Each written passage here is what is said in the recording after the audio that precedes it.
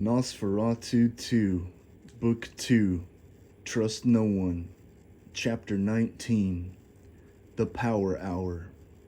Cammy and Stewart knew damn well there was something coming for them from the spiritual dark realm that was going to be in a form unseen, taking an approach that'll be sneaky as hell in the most literary sense. They also knew there was most likely less than an hour left compared to the time frame they were given by the Mountain Dew Man, as he told them it would be about an hour. They could expect him much sooner, they thought, so he could catch them by surprise. Maybe he was going to be bringing back other people. This wasn't the case. His sole purpose was to give them their final dose of relaxation, reassuring their chemical death, so that their souls would belong to evil, forever to burn in the lake of fire. There were people coming, though, before the Mountain Dew Man would return. But like the Mountain Dew Man, who was not a man, these many others were not really people, although they would appear in human flesh and blood bodies. Cammy and Stu were never going to understand how these evil spirits and demons were able to acquire actual living flesh and blood bodies.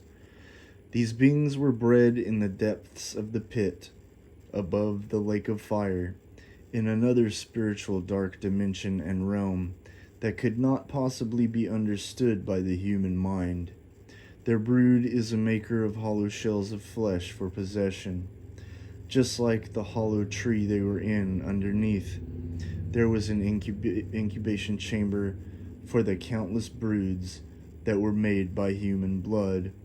The blood demons would extract the living blood and perform their task, which was their only purpose, that being the displacement of positive soul oral essence to redistribute throughout the lost corners of the multiverse, so that there would be the endless expansion of evil. What they were doing was creating a chaotic path that could never be charted or mapped. This was their ticket to eternal chaos, forever prolonging their inevitable doom. Cammy and Stu understood that certain evil that was most powerful stayed unseen, so the strongest of negative energy would continue to be unscathed from any positive light. This was the strategy that worked for all time. The Keeper of Time had no biased judgment in this matter, and so it was never a concern to Lamb. Lamb was free to use this knowledge of the power of dark negative energy to full capacity, bringing all the destruction there was to be had in all of creation from beginning to end. All of these things were pondered in the short amount of time within the matter of a few seconds it took them to walk up those steps to the mid-level of the oddly designed treehouse. Once standing in the middle of that tree, they took that time ever so thankfully to stand there for a minute to look out at their surroundings. The flat platform had a rope ladder to the top, but they had no interest of going up any further. They knew what was there, and it was of no concern to them.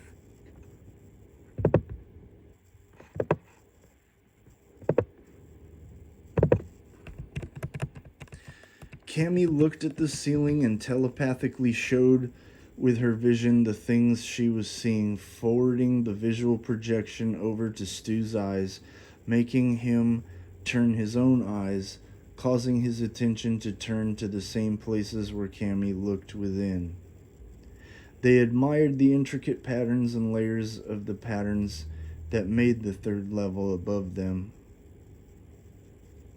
The cedar boards within the oak tree were overlapped in a triangular, pentagonal style that lightly spiraled in circles like a broken kaleidoscope that had spilled out and went outside the cracked lens, breaking the rules of normalcy within the rules of visual perception. The layers were subtle and slight, although they were like steps with some depth, if you were a goblin or a troll that was able to walk upside down.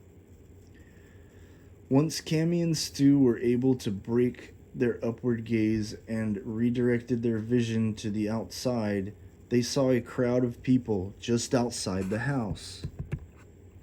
They looked nice and seemed harmless, and that was just as scary to them as if a dozen 6-foot-tall horned demons showed up. Some of the women in the front of the crowd were holding delicious-looking pies that had steam coming off of them. How in the hell could this be? If the Mountain Dew man was going about a half hour one way, that meant he was walking about 2 miles distance, at least, in that thick, deep wilderness. So these people came walking from their homes by the water that were over 2 miles away? This was beyond absurd and exceedingly bizarre. No doubt it was demonic, but what if it wasn't? Just maybe, they thought, as they so desperately wanted to believe that these people were actually caring, hospitable people who just happened to live far from civilization. "Hi, dear. I hope we didn't frighten you. Johnny told us that he was drawing some water for you, so we hurried the horses and brought the welcome wagon. I bet you never had a real-life welcome wagon come to your rescue. Now, did you?" "Ha, well, here it is, darling." The heavy-set, middle-aged woman in the front of the crowd with the biggest homemade pie they had ever seen projected her voice up at the opening in the middle of the treehouse where she's seen Cammy peeking out. "I apologize for my shocked reaction, but I thought you were all a mirage at first. I just can't believe this is really happening," Cammy said, wanting to believe so badly that these were real good people. "Well, come on down out of that rotten old tree before it falls down with y'all in it, and come over here and pinch me, haha, because sure as shit I'm real. We're the real deal, honey." The happy woman blushed with excitement. "All right, we're coming down. We're starving and dying of thirst." Cammy expressed her heart to this lovely woman and her humble, happy-looking crowd. "That's the spirit. Don't be afraid of a little good old-fashioned neighborly love. My name's Mama Baron. What's y'all's names, Bashful?" The woman couldn't have been more welcoming and pleasant. "I'm Cammy, and this is my boyfriend Stu. We're going to get married." Cammy smiled at the nice lady through the near-fatal exhaustion. "Oh, well, isn't that the sweetest goddamn thing I ever heard? Get over here and have some of Mama Baron's strawberry rhubarb pie. We also got some apple and a blackberry pie. Best you can find in the whole Northeast, I promise." She smiled so big her face was about to crack. "Sorry, but the whole reason why Johnny went to fetch some water was because we needed something to wash down this bread with." Stewart held up the saucer with the squished and crumbled pieces soaked in the herb and root oil. "You're always so silly, Mama. You knew that. Let me get that jug of water and the pitcher of berry juice."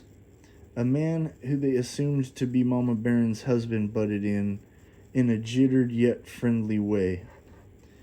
There was a burst in the sky in the middle of the day that was an actual comet, leaving a green outlined white light as it struck the atmosphere.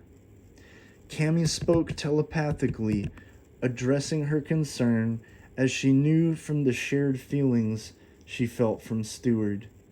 What if these people really are good people, like the couple who helped us in the city? Just maybe they are, and they're naive and unaware of demons or demonic possession, like what we suspect with that Johnny. I really want to believe these people are good. I know you really want to believe. We just need to think about this. What if we eat and drink their offerings and we become too tired to fight? Then our fight will be for nothing. Should we trust them? We know for sure we couldn't trust the Mountain Dew man and his bread. That was shady as shit. But goddamn, that pie looks like the best thing I ever seen in my goddamned life. Alright, let's do this.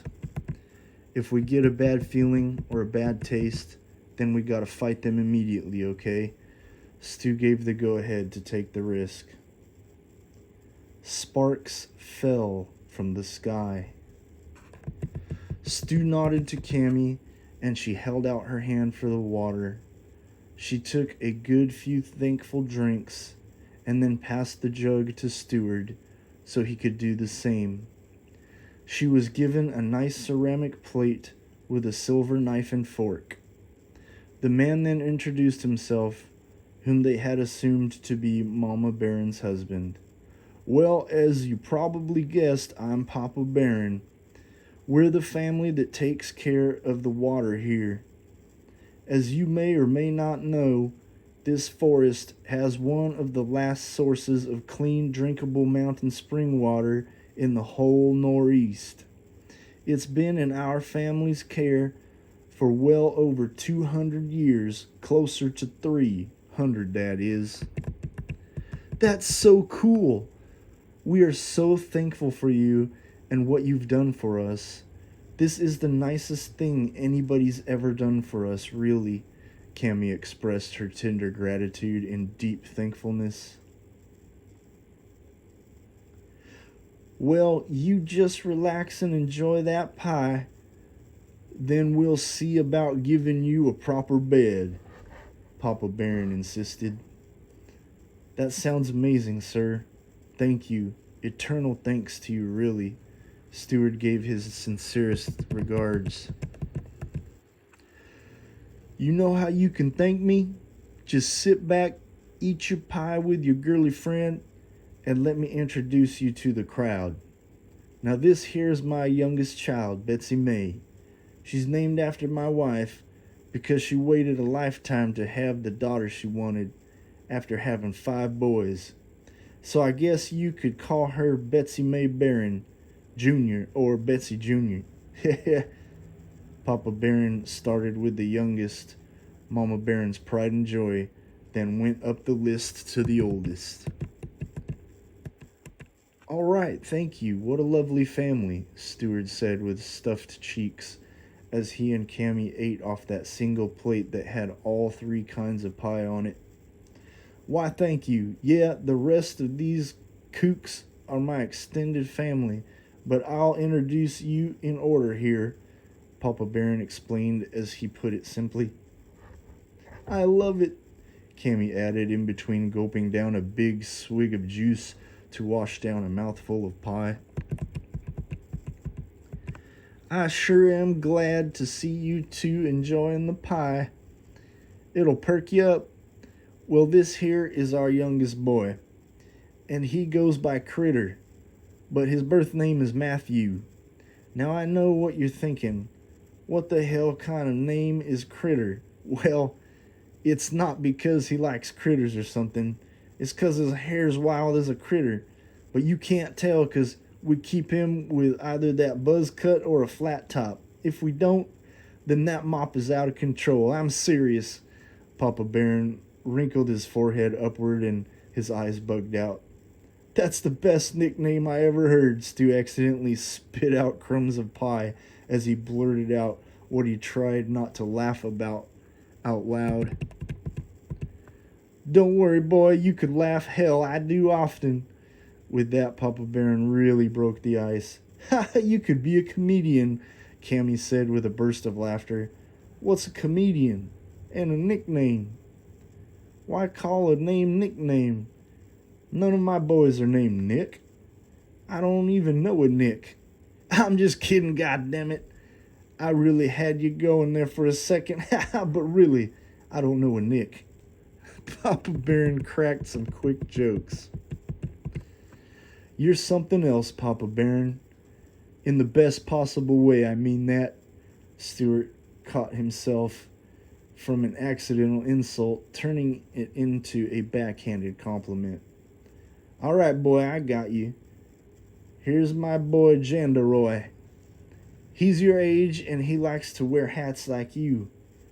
I gave him my old straw hat that I used to work in fields. He's a hard-working boy, just like I was, Papa Baron explained with seriousness now in his tone. I like that name, Jandaroy. That's not your name, is it, Pops? Stuart asked in all seriousness. No, it ain't. I'll get to that later. Here's my third eldest boy, Bogie. Not Bo, and definitely not Bogey like Humphrey, just Bogie, Papa Baron sternly declared. As in Bogart? Cammy asked, knowing this had to be it. Ding, ding, ding, we have a winner. Tell her what she's won, Bogie. Papa Baron couldn't stop with the jokes, even when the time for appropriateness had come and gone for jokes. Wait, it's not short for Bojangles, is it? Like Sammy Davis Jr., Mr. Bojangles? Stu was almost afraid to ask. Who the fuck is Sammy Davis Jr.? Bah ha ha! Yes, we named him after the Sammy Davis Jr. song because we were in hard times when Bogie was born, and Sammy Davis Jr. was an all-American hero we all love. We thought it might bring our family a blessing naming him after old Mr. Bojangles. Papa Baron lit up with excitement in his joking spirit. So when did things turn around for you and your family? Stuart innocently asked. Well, turns out Bogie is a real good hunter. He can always bring back dinner. Soon as he got to be a teenager, I took him hunting with me, and we never worried about going hungry ever since, Papa Baron boasted. What a blessing, Cammy said with a smile as she ate. That's right. The Lord blessed us with 6 wonderful children. Now here's our other blessing, Alphas, the second oldest. He's real strong. What a blessing he is, hauling in trees and working in lumber. Papa Baron had his hand on Alphas's shoulder as he boasted. You have a wonderful family, Cammy said, as to appease Mr. Baron. Why, thank you, dearie. Well, our oldest boy is back at the farm handling livestock, as we couldn't leave them alone. You'll meet him once we get back. We got plenty of room for you two in the welcome wagon.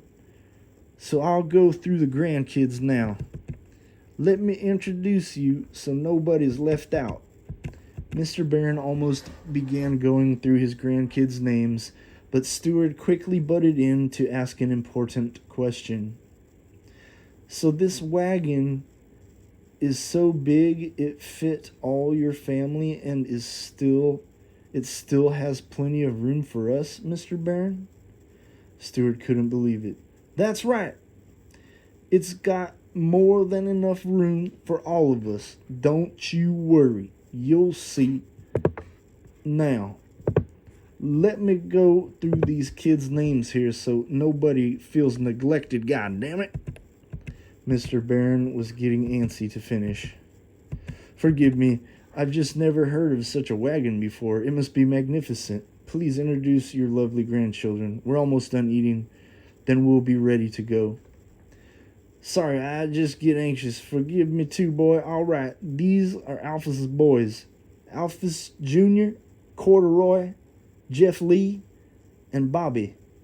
Our oldest just has one boy, and they're together handling the goats. Now here's Bogie's boys, Ralph and Alvin. Here's Jandaroy's bunch. We got the 4 boys and 2 girls. They're twins, Julie and Crystal. Then we got Randall, who goes by Randy, Leonard, who goes by Lenny, Charlie, and Tommy. Now, Critter and our baby girl don't have no kids, Mr. Barron said straight-faced as he looked like he tried a little too late to eat his words. Forgive me for asking, but where are their mothers? Cammy asked with a gentle voice. Oh, forgive me, dear, I should have explained. They're sleeping, and they don't rise out of bed until 7 p.m. in the summertime due to the heat. They choose to do this because they work the fields for 4 hours between 8 till midnight. Can you believe it? They go to bed around 10 or 11 in the morning. I know it must sound strange to you city folk. Mrs. Barron chuckled as she explained. Well, that makes sense, actually. I wouldn't want to be working the fields in the heat of the day either. People can die really easily in those conditions, Cammy sympathized. That's right, darling, we can't have that. Those women are real special. Hell, they're the real gold in these mountains. Mama Barron smiled as she looked at her old husband. You know it. Papa Barron grabbed his wife's shoulder in a tight side hug and shook her up and down, jiggling her big old boobs in her big old dress. Telepathically, Cammy and Stuart communicated to each other their shared sentiment back and forth ever so quickly. Cammy, then Stu, back and forth. Well, so much for the power hour. Yeah, it would have been nice to prepare for Johnny the Mountain Dew Man alone. Well, looks like we gotta think of something on this wagon ride. How are we gonna do this? I mean, these people have no idea he's a demon or possessed. I don't know. I'm still waiting for someone to ask about your face, your mask.